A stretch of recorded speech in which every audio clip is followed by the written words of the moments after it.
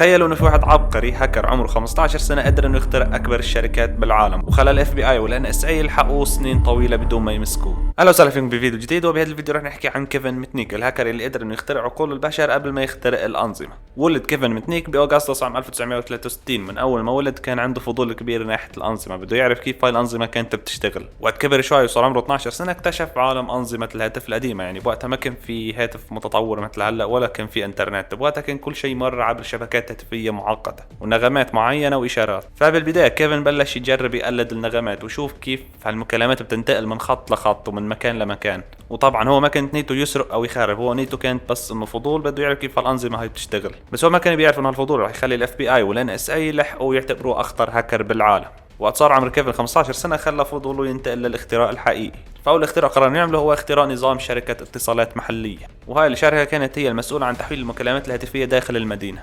طيب هو كيف حضر للاختراع وكيف اخترق هاي الشركات أساسا؟ هو ما كان مثل أي هاكر بس يكتب كودات ويخترق الأنظمة، لا هو كان، هلا رح نيجي لفكرة إنه هو كان يهكر عقول البشر قبل ما يهكر الأنظمة. هو كان يخلي الموظفين اللي بالشركة هن اللي يدخلوا على الأنظمة. فبالبداية هو بلش يحضر الاختراع بإنه يعرف اسم الشركة واسماء الأقسام وكيف الموظفين بيحكوا فيها وشو المصطلحات التقنية اللي بيستخدموها. وبعد أيام من جمع المعلومات اجت اللحظة الحاسمة. اتصل كيفن على الشركة وكان صوته صوت واحد واثق من حاله وهادي، كأنه موظف له سنين بهالشركة. فهو قال الموظف اللي اتصل فيه، قال له إنه أنا من قسم الصيانة التقنية وعندنا مشكلة تحويل المكالمات الرئيسية، وبحاجة إنه نتأكد من إعدادات النظام قبل ما تتعطل الخطوط. فبهاللحظة الموظف خاف، لأنه لو رفض المشكلة رح تكبر، وإذا وافق يعني الموضوع رح يخلص بسرعة. يعني هو ما كان حط باله إن هذا ممكن إنه يكون هاكر، فأعطى معلومات داخلية ما لازم إنها تطلع لبرا. بهالمعلومات اللي أخذها قدر إنه يوصل كيفن لإعدادات تحويل المكالمات، وقدر إنه يشوف الخطوط كيف بتشتغل وكيف هالمكالمات بتتحول وكيف النظام مرتبط ببعضه. وكل هذا الشيء سواه بدون ما يكسر أي كلمة مرور أو يزرع فيروس. يعني هو بس قدر انه يخدع الموظف لحتى ياخذ منه معلومات ويدخل على هذا النظام. بهاللحظه كيفن فهم شيء رح يغير حياته، انه الانسان هو النقطه الاضعف، هو الثغر اللي رح توصلك لاي شيء. يعني ما في داعي انك تروح تكتب كودات ومدري شو لتخترق النظام، لا بس فيك تخدع الموظف وخلاص. بعمر 17 سنه بلش كيفن يعيد هذا الاسلوب مع شركات تانية، وكل مرة كان يخترع شخصية جديدة، نهار موظف صيانة ونهار تقني شبكات ونهار موظف جديد ضايع بالشركة. وما كان يطلب كل المعلومات دفعة واحدة عشان ما حدا يشك فيه، كان يطلب معلومة صغيرة وعلى هالأساس هالمعلومة يبني عليها ويوصل للمعلومة الأكبر منها اللي راح تخليه يوصل لجوات النظام بدون ما يخترق أي شيء.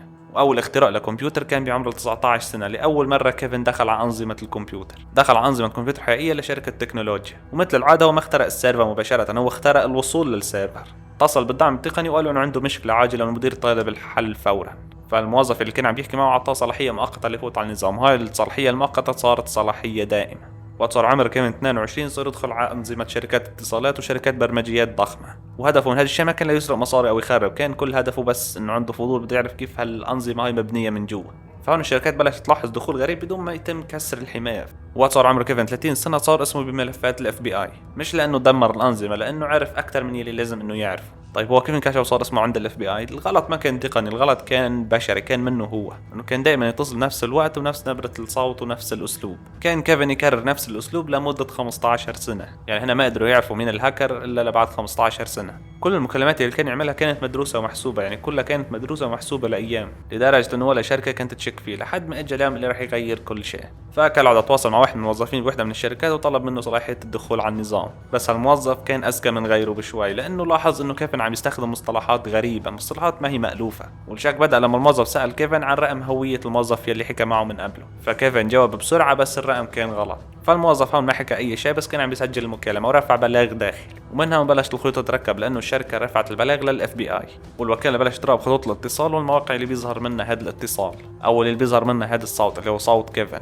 وكل يوم كانوا يجمعوا إشارة صغيرة مثل توقيت، عنوان، اي بي، لحد ما رسموا خريطة تحركات كيفن، وانه كل مكالمة جديدة عم يحكيها عم تخلي الاف بي اي يقربوا منه خطوة.